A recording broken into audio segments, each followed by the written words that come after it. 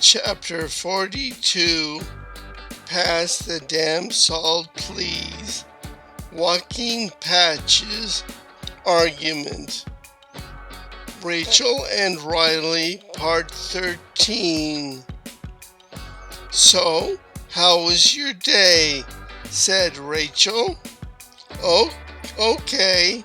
How was yours? Said Riley. Good. Well, I got a few rejections, said Rachel. Well, at least they responded. Which ones? Said Riley. County Child Services and some small firm downtown, said Rachel. Too bad about the county. That one would have been perfect. Didn't you have a good interview with that one? Said Riley. Yeah, well, it was so long ago that I had already crossed that one off the list, said Rachel. Yeah, well, something will turn up, said Riley. Yeah, said Rachel. They walk.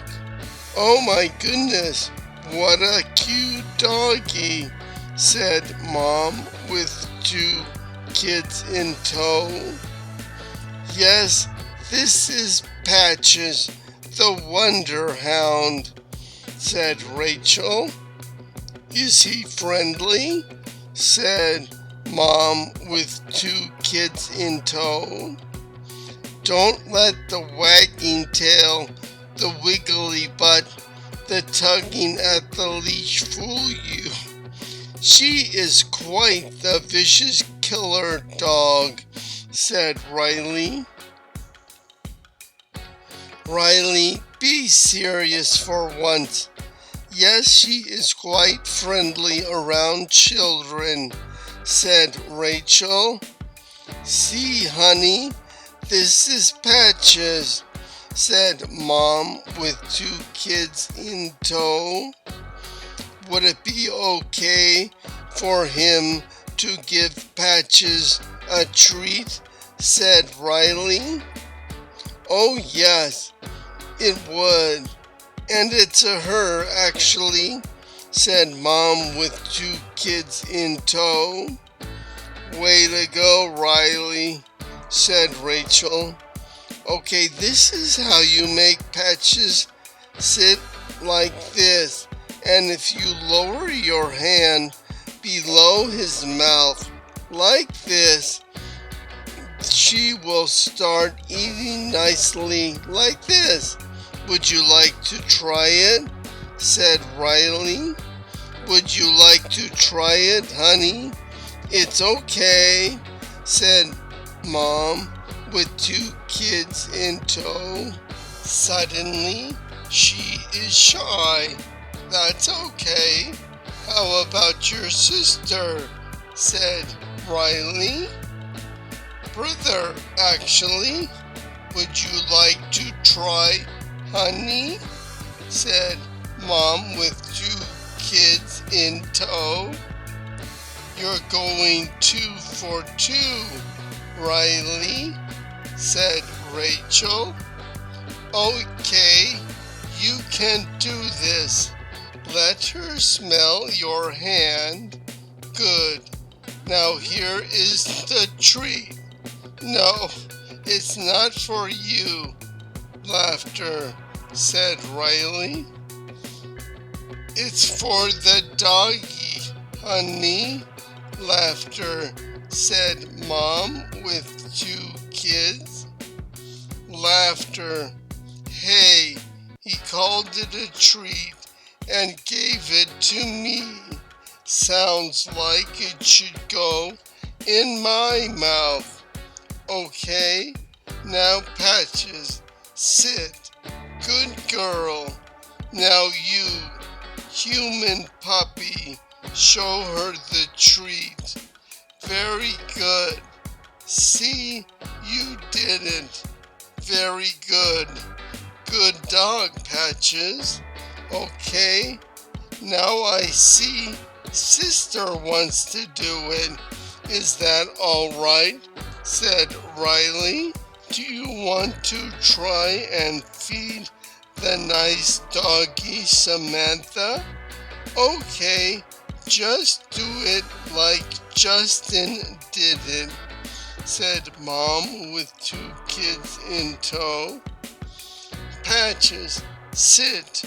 Good dog. Now give Patches the treat just like Justin did. Oopsie, it dropped, and Patches ate it right off the ground.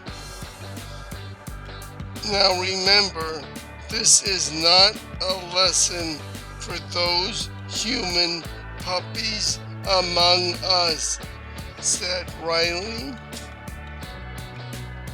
Well, you both did very well, and Patches thanks you. Now, we've got to get ... said Rachel. She is such a cute doggy. We have seen you walk by every evening, and we would have come out to say hi, but we were shy, said Mom with 2 kids in tow. Well, Riley can't do that to people, said Rachel. Indeed, it is a godlike talent. Well, I am certainly you came out to say hello. Would you like to touch Patches' fur? It is very soft. You can touch her too, said Riley. Be careful, kids. Patches is not like a toy. He's real, said Mom with 2 kids in tow. Oh, you are doing very, very well. Just tug a little less on Patches' ear, said Riley. And leg, said Rachel. And tail and nose, said Riley. Oh, they want a puppy so much, but I am just not sure me or the house could take another little one, said Mom with 2 kids in tow. Well, maybe when they get a little older, said Riley. Well, maybe, but the youngest maybe has allergies and asthma, said Mom with 2 kids in tow. I think you can grow out of a lot of those too. And I heard that simply keeping kids hydrated with enough water can really help with the asthma. Does he have a lot of allergies? Said Riley. Oh, the test can be so inconclusive, and his are all over the place, said Mom with 2 kids in tow. Like I said, I have heard that just keeping them hydrated with water really helps with the asthma, especially long term, said Riley. Riley, for Christ's sake, I'm getting cold and Patches is too. Well, that is my place to go. It was very nice to meet you, and the both of you two as well. Well, said Riley. Well, Thanks for letting us feed her. Sorry to interrupt. We just wanted to meet the doggy, said Mom, with 2 kids in tow. Oh, it was our pleasure, said Riley, and it was very nice to meet all of you as well. I'm sorry, but we really do have to get going. But I am so glad that the children got a chance to meet and play with Patches, said Riley. Well, thank you. Come along, my future leaders of America, said Mom, with 2 kids in tow. Laughter. That is what you call them, said Riley.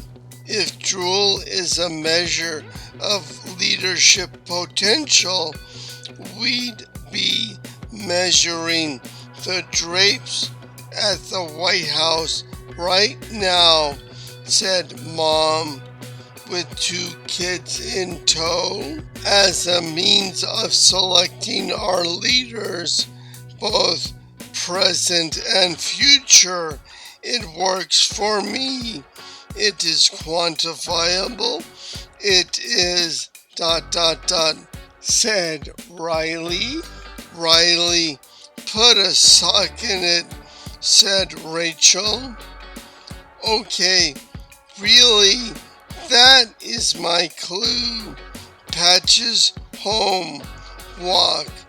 Once again, it was really nice to meet you, said Riley.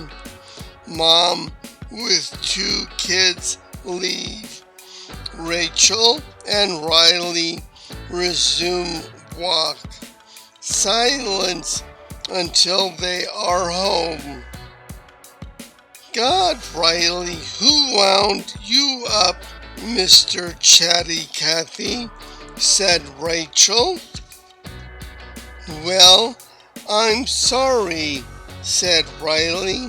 Good God, it is freezing out here, and you were about to go into some long rant about infant drool, said Rachel. I was just trying to be polite, said Riley. Polite is one thing, but she was about to feel the onslaught of a full Riley, said Rachel. What is so wrong with that? She obviously wanted to talk, and it was an opportunity to give her some time to interact with the dogs and learn not to be afraid of them, said Riley. Riley, the one man put on this planet as ambassador of canine toddler relations, said Rachel. What is so wrong with that? Said Riley. Nothing, but geez, Riley, you got their genders completely mixed up. Yeah, but they are at the amorphous blob stage. It doesn't matter if I get their gender wrong, said Riley. That is just so like you, Riley. If it doesn't matter to you, then you just don't care. But it matters to her mother, said Rachel. No, it didn't. She was the one who dressed them up in those weird any gender bodysuit things with all those flaps and snaps and dealy bobs. If she wanted people to get it right, it would have been one pink and one blue, said Riley. Well, at least apologize when you get it wrong, or at least seem to care that you did. It really makes me cringe when you get something like that wrong, said Rachel. Well, I am sorry, but I don't think it's all that important, said Riley. Well, I do, said Rachel. I don't think that is your call to make. I have to guess correct the gender of a blobby, waddling bundle of flannel and limbs, or you get all upset and cringy. How crazy is that? And if I guess wrong and don't act all contrite and embarrassed, you get twice as cringy. And that is twice as crazy. You are not the one responsible for my sense of social embarrassment. I made the mistake. If necessary, I will take the consequences. But they are uncomprehending blobs. It's not like I'm going to scar them for life, said Riley. That is just so like you, Riley. You exaggerate my point just to make it seem ridiculous, said Rachel. That is because it is ridiculous, said Riley. Oh, no, it's not, Riley. Damn it, Riley. Listen to me, said Rachel. I am listening to you, but you are not making any sense, or any sense that I can recognize, said Riley. Riley, just stop and listen for once, said Rachel. They are home now. I am listening to you. I have been listening to you. All I have been doing is listening to you. And you keep saying things that just don't make any rational sense, or are more than just a touch boring, said Riley. Just what the fuck is that supposed to mean, said Rachel. All you ever talk about is your everlasting job search, or somehow I am not fulfilling your great expectations. So when I get a chance to finally talk about something else, even if it is how to have a blob to feed patches properly, or the use of drool as a governmental economic metric, then quite frankly, I am going to be all over that. Well, in case you haven't noticed, I have had a lot on my mind lately, said Rachel. Yes, I know. You have told me about 6 billion times, once for every man, woman, and child on the planet, said Riley. See, there, you did it again. Discount my feelings through ridicule, all because you are bored. You are just like a magpie, Riley. You see something all bright and shiny, and you have to pick it up and play with it until you are bored. Then you just toss it away. Well, I am sick and tired of being all bright and shiny all the time, said Rachel.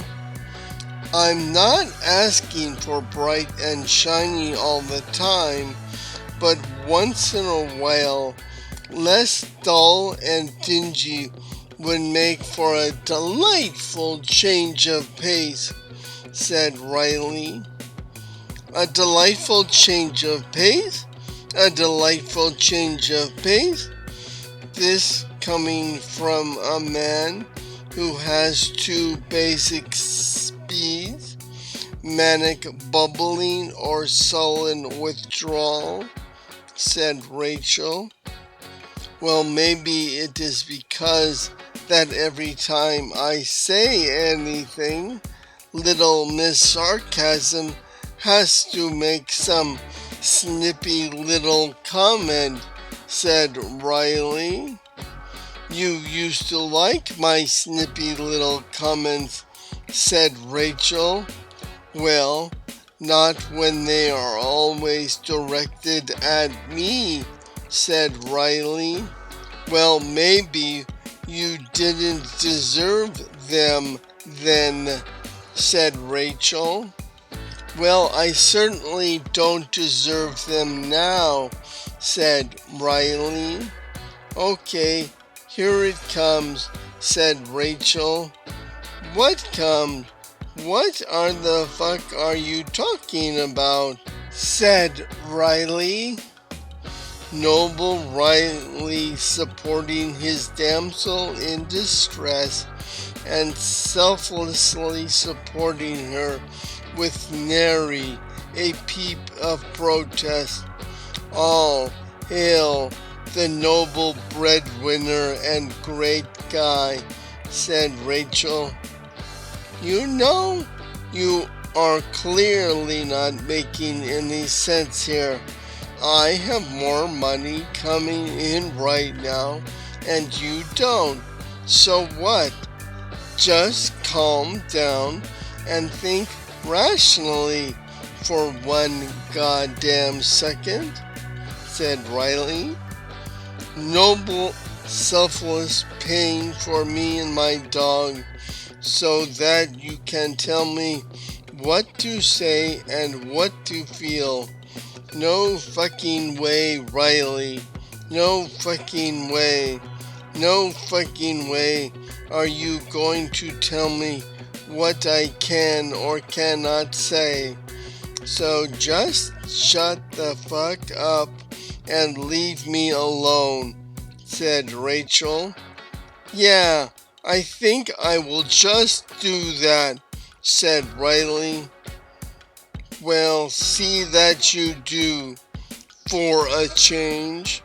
Really do what you say you are going to do, and shut the fuck up, and leave me alone, said Rachel.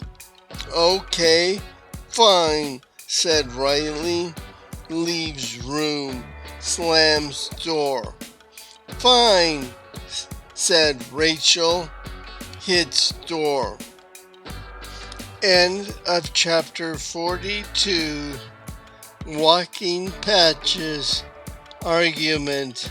Rachel and Riley, part 13 of Pass the Damn Salt Please by Dan McLaughlin. Read by Dan McLaughlin.